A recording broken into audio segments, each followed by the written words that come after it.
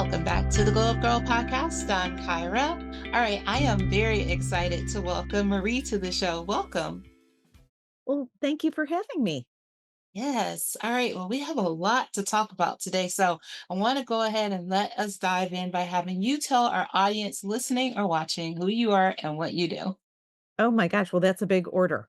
Um, well, first of all, thank you so much for having me. Thrilled to be here. And I think my journey starts with my desire to create impact and change. Ever since literally high school, I've been building programs, and it really started that way. I built a small program to help homeless immigrants get meals through a church. And that was my beginning of my activism, right? And creating social impact, right?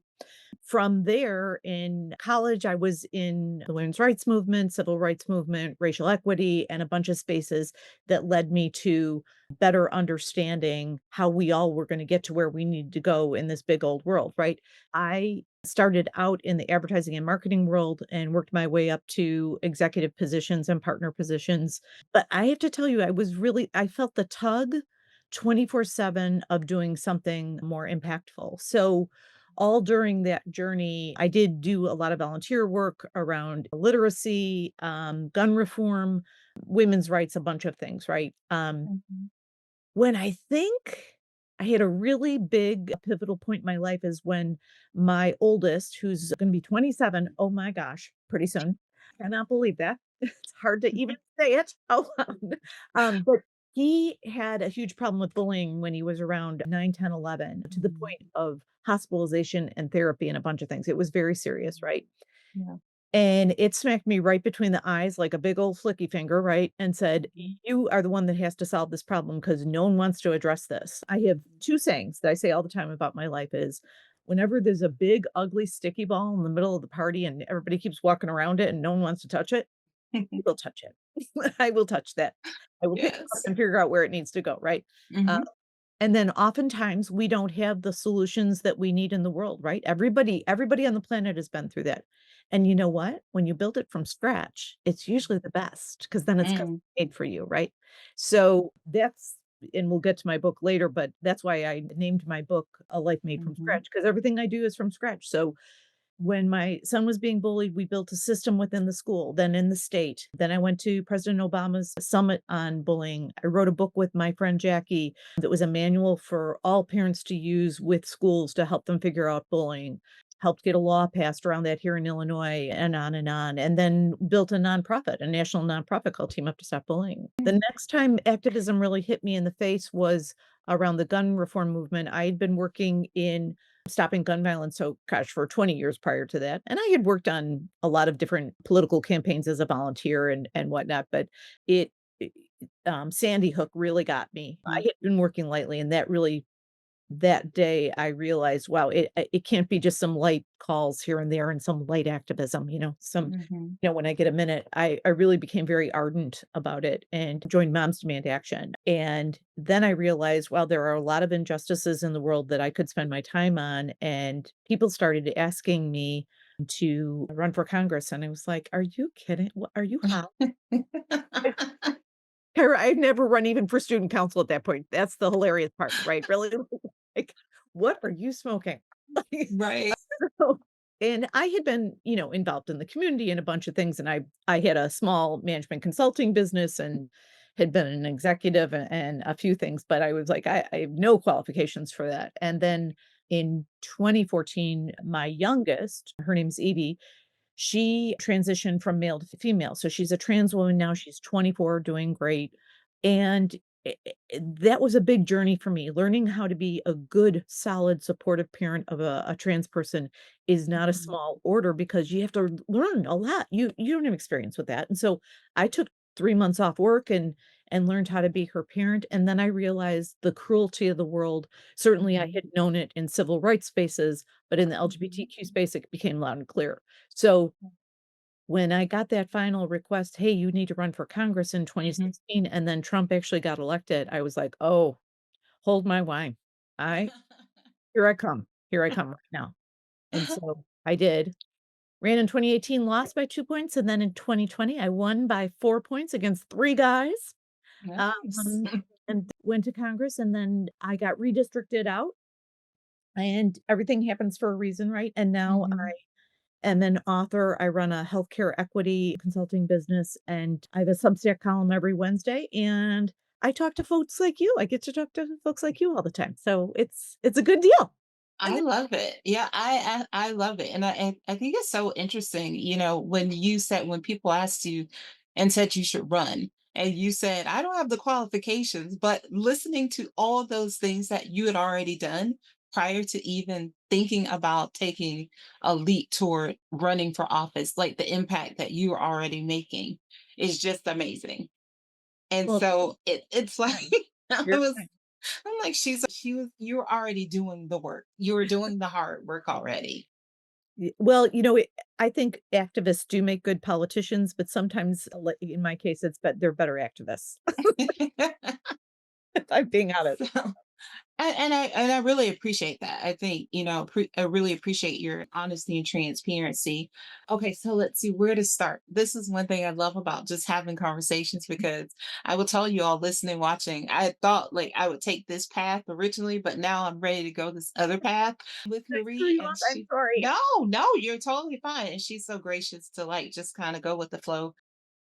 So thinking about, the work that you've done and Mhm. the work that you still do, right? And then now, obviously, when you were in Congress and you were a representative, when you think about standing on your values, because when I'm listening to you, you have some pretty important and some strong values that you went into office with. How hard was it, or what is the cost that you see, personally, professionally, emotionally, to really stand by what is right and what you see as important values when you're in office in Washington? I will tell you, while it was easy for me to stay focused on that, it was one of the reasons that I did not remain in office, and I'll break that down just a skosh. I had very specific opinions around no corporate PAC money, keeping money out of politics, and had literally, I have still to this day have great venom for pharmaceutical companies, big oil, and health insurance companies. I think they're all the devil and that they are completely unfair and honestly shouldn't exist. Um, and I was very clear about that. Yeah. And thus, people did not enjoy me particularly well.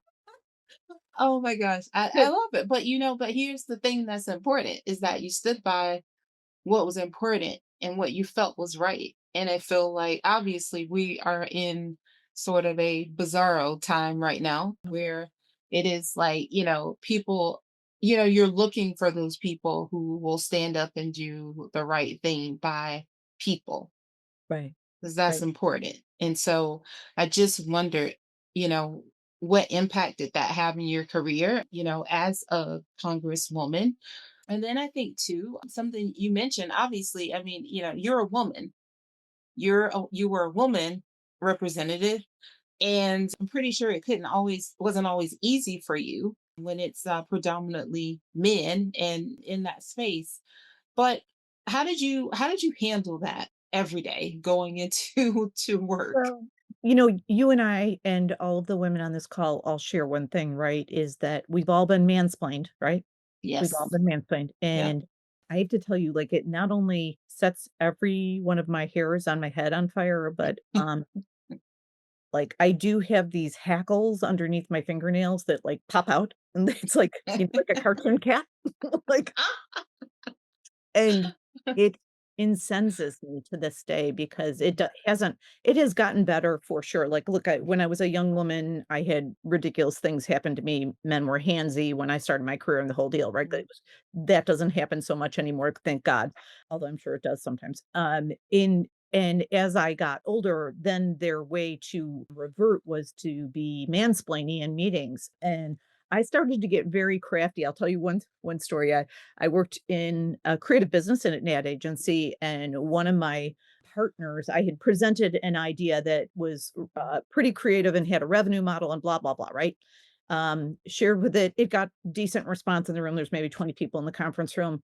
And then we went on to another agenda item, blah, blah, blah, turn around. And then this other guy pops up and shares the same idea with some like little tiny sprinkles on top of it. And I was like, are you in my head? I'm going, are you kidding me? And so I stood up and I said, "Hey, Bob, thanks so much for reiterating my idea, and I liked your little twist on top of it. How about if you go write that up, and then you bring it back to the group? Thanks for your help." 'Cause I'm all done. I'm all done, and I everybody knew what I was doing, and he Mhm, felt badly, and if I'm honest, I humiliated him a little bit, but, mhm.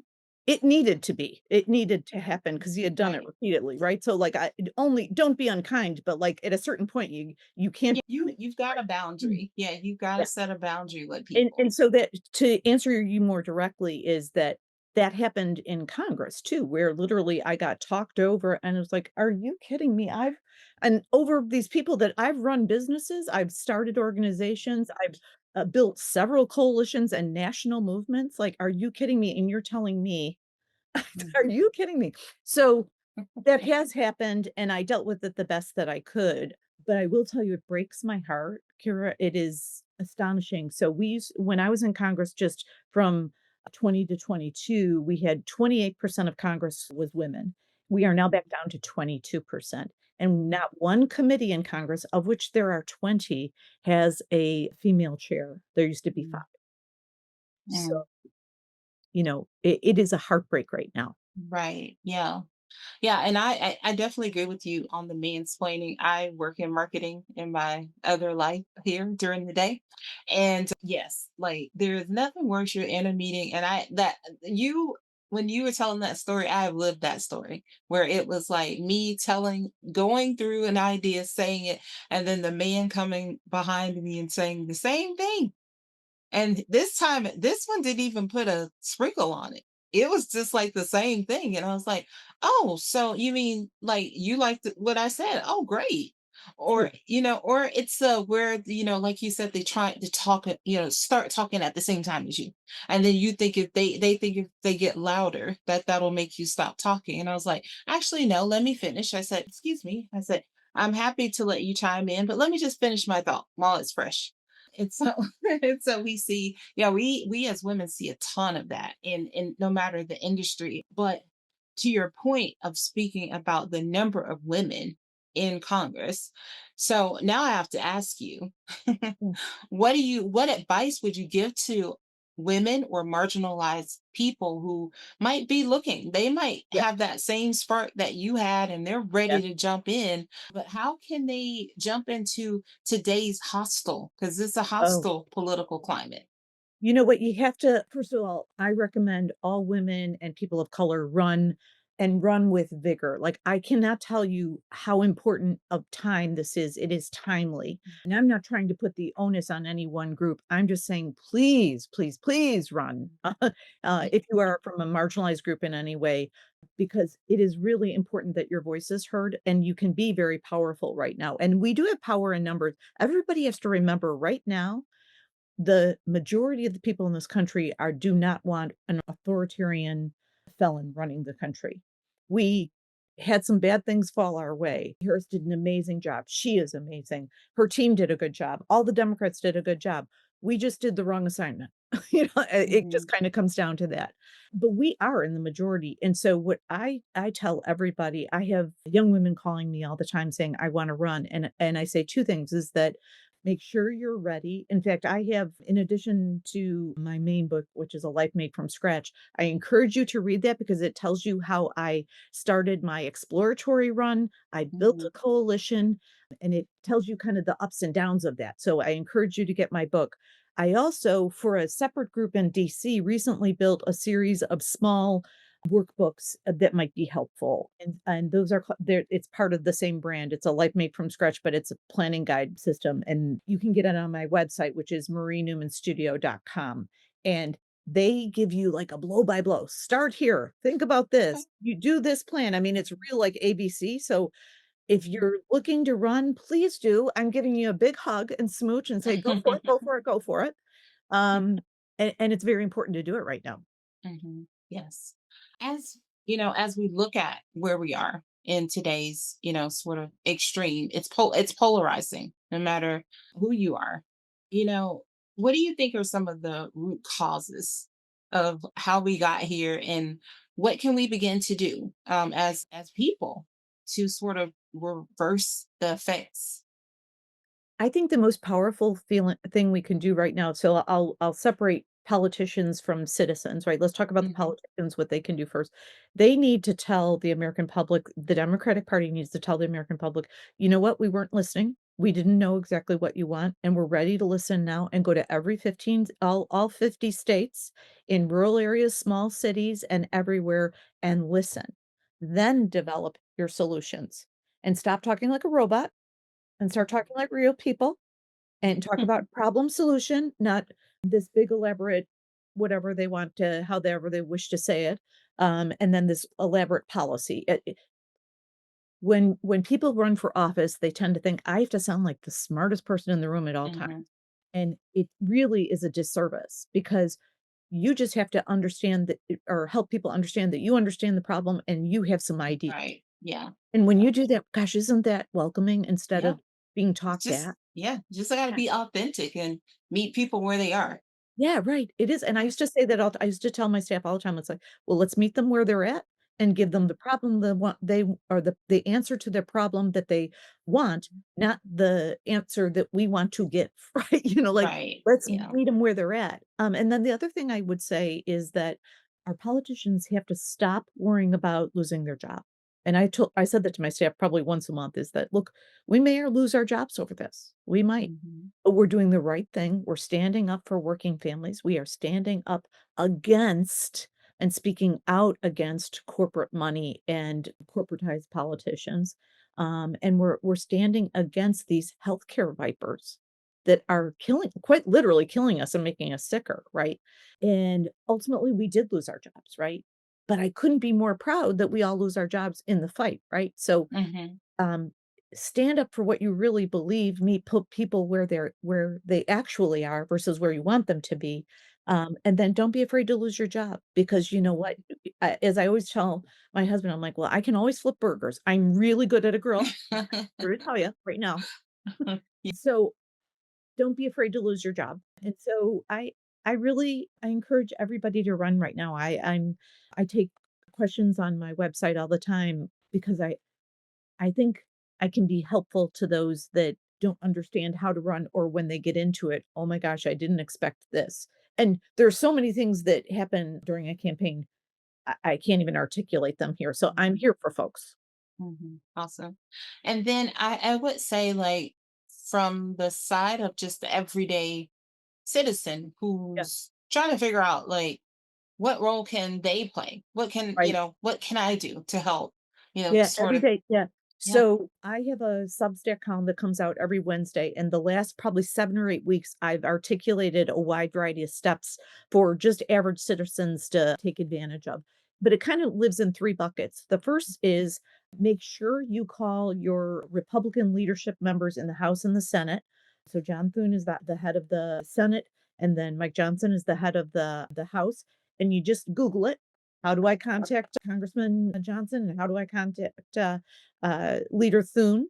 And tell them we will not accept you touching Medicaid, Social Security, or Medicare. That's your red line. Stop Mhm. taking jobs away from us. Stop ending all of the programs that help us get a leg up, all of our equity programs and our service programs like Mhm. SNAP and, other food programs, Meals on Mhm. Wheels and the like. Stop hurting us because that's what they're doing right now. Is they're taking away everything. So call your Republican Senate leadership and House leadership.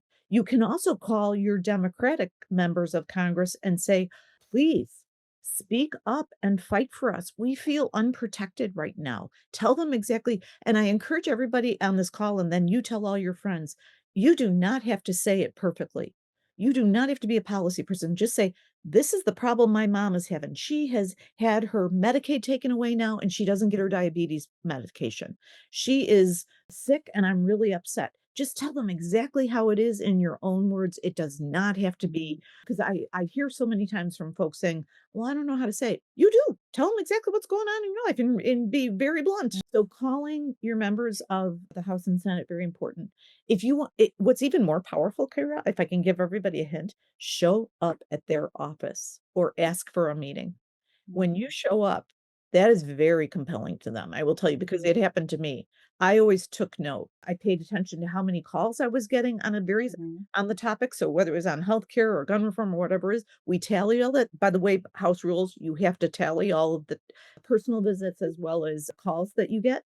So mhm, it works. So calling, showing up, making appointments, emailing them is a little less successful, but definitely worth it.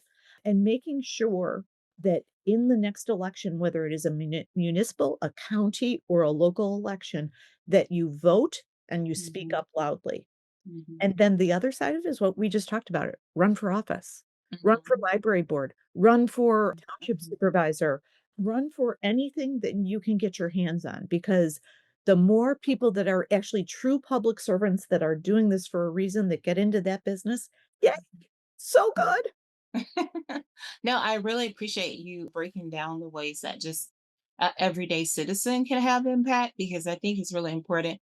I always tell people, I'm like, you've got to vote in the local elections. Like, you can't just wait and vote for the big things. You have to vote like in your local elections. And one thing I think sometimes is very disheartening to me when I hear sometimes women, and I'll just say, like, sometimes when I hear people say, oh, oh, I didn't know who was running, or like I would tell people, I'm like, you can actually download your ballot. You can always download your ballot ahead of time. I Yeah. do that. I research all the people who are running like in my local area, and I write notes. So when they go in to the ballot, I have a piece of paper and I have my notes and I've got things highlighted and I'm ready to go. Doesn't take me any time because I've done the research. And I think for so many people who just have been, I think we're at this place where you can no longer just sit on the sidelines. So Like, you have to do the research, you have to do the work because it may not be affecting you this hour. It right. may not be. But who knows? I mean, 2 days later, it might be your day or someone in your family. And so I just always encourage people to just like pay attention, listen. And I know, I hear a lot, people who are like, well, I just can't listen to the news all the time because it's just so, there's always something. And it's like, it's Right. okay. Like, no one's saying you've got to get 24/7 news coverage, but you need to be informed. You need to know enough to where you can make decisions for you and the people in your family that you care about and love. It's so important, and, you're right. In fact, I highly recommend you that you do not consume news Mhm. media all day long. It's not healthy. Yeah, yeah, Look, it's not. there's some inaccuracy to it and a bunch of things, Mhm. but I do encourage that you find independent media to Yes. talk to get receive their newsletter. So whether it is The Lever, More Perfect Union, Jim Acosta is now on Substack, Zateo, there's a bunch of Mhm. independent, just look it up, independent media, Yeah. and start listening to them. Just once a day, get a quick recap, and then get Yeah. out so you don't get depressed, jump in, jump out, and then go find, a super disturbing Netflix show to watch, right? I Get know. your mind off it. Go binge watch something. Yeah. Hey, Yeah, no, I definitely agree with that. I mean, yeah, that's yeah, for sure. That's you don't yeah, you don't have to be in it all day, but no. find some people who you trust and some people. And I always say, I'm like, I always do my own research too. When I read something or whomever, even if I trust the people, I'm like, let me just dig a little deeper. Because I just like being informed. Yeah, Because I don't want to tell somebody else. Like, I don't want my husband to come home and me be like, oh, did you see blah blah blah? But then I don't have all the facts. Or I'm like, oh, I just saw it such and such. And it's like, no, I get the details. I'm like, I'll send you a couple of links so you can see my research. right? So let's talk about, you know, finding hope, right? It is we are a deeply divided nation right now. And there is, hope that we will come together, that divide will close. But what keeps you personally motivated to keep fighting? So, first and foremost, I believe in humans. You and I share something. We both probably got into marketing for similar reasons, is that we love understanding how people think, what Yes. motivates them, Yes. why they make decisions, right? Yeah. And it's fascinating, right? Which Yes. ultimately means we love people and we love the lived experience of it, right? So here's what I recommend, and everybody can do this, is that we need to start talking to people outside of our little bubble and sharing our lived experiences. So one of the ways that we can share with others is not talk about whether they're a Trump voter or not, or talk about Trump, but talk about, hey, this what's going on with my family. You know what? There's some mental health challenges in my family. And I like to talk about mental health a lot in my own world because it normalizes it and it helps everybody understand it's just like diabetes, asthma, or any other chronic disease. So Mhm. I talk about my own family struggles all the time because it makes it easier for others to talk about, right? Yeah. So, talk about your lived experience with your neighbors that maybe you don't know well and you don't know who they voted for, and have Mhm. that lived experience. And don't talk about Trump or Trump voters or any of that, but share your lived experiences. Because here's what I have learned is that sometimes I have had my position change when just an innocent person told me a story about a situation or something that happened to them. And I realized, wow, there's more to the story of this issue than I think there is, right? Mhm. Mhm. And in the reverse, that can happen. So I can tell the story about my trans daughter and someone that probably is very adamantly conservative. But when we just talk about it, hey, this is my daughter, this is my baby, and these are the things that she felt, and people were mean to her and were still continue to be unkind to her. Um, and she can empathize, even if she's a staunch conservative, she'll be like, I get that. I get Mhm. that you don't want anyone being mean to your baby, right? Mhm. So if we can talk on this really human level with each other and share our lived experiences and not worry about the politics of it, but Yeah. just our problems and our challenges in our lives, I think we're going to come closer. And it's real hard, by the way. I'm not diminishing the challenge. Yeah. Because there are times when I'm like, I know I'm talking to a Trumper and I'm like, oh God, oh God, oh God. But I realize they come from a different frame of experience than I do, right? Mhm. And so you have to appreciate and take it in, but we do always find out connecting on something. You do, because 'cause we're Mhm. humans, right? Yeah. So that's what I offer to everybody is try to find lived experiences we can share so we understand each other's problems better. Mhm. I love that. And I think you're right. I mean, yeah, at some point you have to put aside those things, and Yeah. if you want it to be better, you're going to have to I like your advice. I mean, you just need to talk as humans. And and that's one thing too in marketing. One thing we always say when you talk about, oh, it's B2B or it's B2C, and I remember always to say, no, it's just like business to human. Like we're humans. Right. And we're just trying to figure out like the motivations. Data edge. What are the pain points? Like Yep. how can we help them to solve what it is that is an issue for them? And if Yep. we can do that, then we are closer, and we're not just selling the thing that we're trying to sell, because we'll know by understanding their mindset, we'll know that they're not going to be approached that way. But if Right. you approach them at the heart of what is the frustration for them, then they're going to be like, oh wow, who knew this Yeah. product? Yeah. Yeah. Same moment. Yeah. Right, I need it. Yeah. All right. Okay, so let's talk about your book. Let's talk about A Life Made from Scratch. So first of all, just kind of talk about you mentioned a little bit earlier, but if you could just talk about the inspiration and then Yeah. just some of the key themes in the book. Sure. When I was leaving Congress, it was the last few months I was in office, a couple of publishers came to me and said, "Oh, hey, Congresswoman, I think you've had some very unique experiences. I think you should write a book." And I was like, again, I'm like, "What?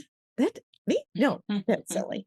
Like, no, I'm not gonna do that." And then my team was kind of encouraging me and my family, and I was like, maybe I have had some unique things happen, right? Like had a very improbable journey to Congress. I have a trans daughter that I said I was the first person on the US House floor that talked about transgender children. Um, and I built an anti-bullying movement. I've built other community movements.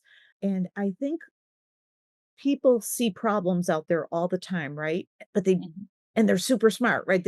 Most people are smart about their problems and understand them, but like, how do you get it from being a problem to a solution? And so Mhm. that's why I decided to write this book is to show I went kind of through the same steps every darn time, right? It's that Mhm. research, right? You do your own Right. independent research, you talk to Mhm. experts, you understand other people that have the other problems, you get together with them and you kibitz a little, and then you realize, wow, this problem in my community, my state, or the US is a big problem.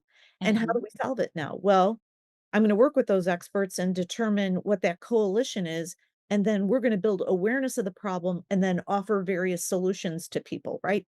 And I've done that process on rinse, wash, repeat 5 or 6 times, and so what this book does is it talks about my approach to women's rights, and I tell that mansplaining story in there, right? And then Mhm. story about some very personal stories about my kids, when Mhm. my kids were being bullied, and then when my daughter transitioned, she went through a suicidal time, and very serious topics that we deal with as because we all do. We all know somebody with mental health challenges. We all know Mhm. somebody that's LGBTQ. We all know somebody that needs help, right? So I decided to put my stories in writing. And then at the end of Mhm. every chapter, I give people hints about, okay, this is how to build a coalition. This is how to not let the bullies keep you down. This is, Mhm. and so there's a bunch of takeaways in there. Mhm. Um, and as a result, I do a lot of speaking engagements on that now too. Like, this is how you build your coalition. This is how you solve your problem. And this is how you get it off to the races, right? So that's why I wrote the book, and then Mhm. in the book, what my hope is that people because there's a lot of funny stuff in there because I've had some super wild, crazy crap happen, so I share all those crazy stories, right? Some stories of the inside baseball on Congress and the crazy people that are there. Um, and but then in other environments too, in corporate environments and what it's like to Mhm. be a female CEO, I've done that, run a national nonprofit, smaller nonprofit. And so all those experiences, what my hope is that I bring hope and that I bring inspiration because I'm not so arrogant as to believe that I have unique problems and I've solved them uniquely. But I think by virtue of having them in writing, people can just say, oh, Mhm. that's like me. I think I can do that. Because Mhm. sometimes it's just a matter of coaxing it out of people, right? Like Right. there are, you know, millions and millions of smart people in the world, but sometimes they just need a little extra push, right? So that's what the book is for. Yeah, I love it. And it's also, I love that you have the like tangible, like how to Yeah. at the end of the chapters, because that's always important. But I think the other thing too is that the story and your use of storytelling in your book will help people to build empathy, as you spoke about earlier, and just those shared life experiences. And it can help with the divides that exist currently. Yeah. Yeah. And I hope it gives people a couple of giggles too, because Yeah. Well, we all need a you giggle. seem pretty funny, so I'm pretty sure that there's some giggles. I just want people to have a little bit of a good time every day, right? Mhm. Yes. All right. So let's talk about how did you transition? How did you manage your transition from public office back to private life? Oh yeah, that was tricky. I'll tell you that. I have a story about my husband and I. So it was devastating. I'm not gonna lie, Kira. Like when I lost, because it was a brutal primary and I had a vicious opponent. And so when I lost, and I lost big, just to be clear, because I had to run an entire because of redistricting, I had to run Mhm. an entirely new district and it was very painful. Um, so when I lost, my husband had set up a hiking trip because he always knew that hiking was good for me. And so, but you know what? For most of my life, what I used to do is when I had a problem, I would be like, okay, I don't want to feel all those bad feelings. So I'm going to go up and over it. Like, right? And get just to the solution and not go through it. Right. And we Mhm. all know that's not healthy for our psyche. Right. So he realized I would do that once again. Right. And so he made me hike up this extra tall mountain in Asheville. And it was beautiful. It's such a beautiful place. First time I'd been there. And it was like half the day up and half the way down, and he knew I would have to sit with my feelings, right? Mhm. And it's like, God damn it. And so it was very helpful to me. I got to the bottom of the mountain and I said, well, I hope you're happy. I had to sit in my feelings for a really long time. So So it was very helpful to just have that kind of cleansing Mhm, moment and that time where I wasn't on my phone and on my computer and all that. So that you do have to do that as a first step, like get some clarity, right? And sit with the mhm, problem for a little bit and then start to solve. So after that, some really lovely friends and executive recruiters helped me identify what I wanted to do. And it turns out it wasn't, I didn't have a different goal. I just want equity for all and I want fairness for all, right? So mhm, I went and ultimately chose to work for a large Midwest nonprofit called Little City, and I was their CEO for a year, and it was a wonderful experience, wonderful organization. I learned a lot. We solved a lot of problems together, and then I will tell you, it turns out that was not my forever love, that was my bridge love. mhm, So mhm, I realized that I wanted to get back to writing the book, this book that's coming out now, Life Made from Scratch. So I resigned, gave them some time back and consulted back to them to get them in a good place and finished writing my book. And then I started my activism again and I mhm. started writing a Substack column on every Wednesday. And then I realized I had another book in me. So I'm about to finish another book. Oh. It's a novel, it's a political thriller. So Mhm. stay tuned. um, And then I also do some health equity consulting. So in the Medicaid space, folks with healthcare problems that need Medicaid don't always get all the services they need. And right now I'm Mhm. working with some hospice services to get them what they need. Okay. Awesome. That's Yeah, exciting. Okay, so tell everyone where they can connect to you. Where can they purchase the book when it comes out? sure. So my Substack column comes out every Wednesday. It's just dump in Marie Newman and you'll get right to me. My website is Marie Newman Studio. There's no extra S's in there. So Marie Newman, my name, studio.com. Mhm. And you can buy all my books on there. So you can buy my current book, which is A Life Made from Scratch, which is about all of my personal stories and struggles with on my way up to Congress and after, going back in the Wayback Machine to when I was 19. And then I also have some planning guides on there that might be helpful. But go to my website and kind of cruise around. Awesome. Well, we'll put all those links in the show notes. And now we're going to transition to three things with Marie. I'm going to ask you three more Okay. questions that just helps the audience get to know you a little bit better. All right. Sure. Number one is a two-parter. How do Okay. you start and end the day? So I start the day with putting my Apple Fitbit watch on, Hmm. Hmm. first thing I do every morning because I do like to keep track of that I'm moving enough, right? Because moving Right. is important. It helps our mood, our brain, our heart, our soul. It helps everything, right? And then the next thing I do is coffee because I am full on coffee addict, full on. Yeah. No, this I just need to be, hi, my name is Marie and I drink too much coffee. So I do that, and then I start writing every day. I do a little bit of writing every day. So as an Mhm, author, that's important to me. And then I do some of my consulting services, and mhm. then I am also addicted to something else, What's that? doggies. Aren't And we all? Aren't yeah, we all? I know, and Yes. if you're not, there's something wrong with you. No. Yeah, I kind of feel that way. So I have a beagle. His name is Iggy, and so I take him on a couple walks every day. So that's part of the day. And then I travel a bit too. So sometimes I'm in other cities and that kind of thing. I Mhm, do speaking engagements. So I'm all over the place. And then I end my day every day I read. So I always have a book. I'm a voracious reader. So I read every night as I'm going to bed and falling asleep. So mhm, it puts me in a really good creative mhm. place every day. Awesome. Love that. All right. Number two is what's a goal or intention you've set for yourself this year? Oh, yes, and it's kind of a combination of both of those things. I am I want to make sure that I am doing a better job as an activist. I think I did a good job as a politician with this, but now as an activist, making sure I'm meeting people where they are. So back to that lived Mhm, experience is mhm, instead of prejudging Trump voters and all those people, is understanding where they're coming from. And I'm trying to be very vigilant about that. mhm, mhm. Awesome. And the third question is where are you currently finding inspiration? Oh gosh, good question. I am it's kind of from some sunny funny places. Like I'm trying Mhm, to read books that are very disparate, right? So right now mhm, I'm reading a book about this young man in Appalachia that had a very different upbringing than I did, and seeing what I can learn from that because we can learn from everybody, right?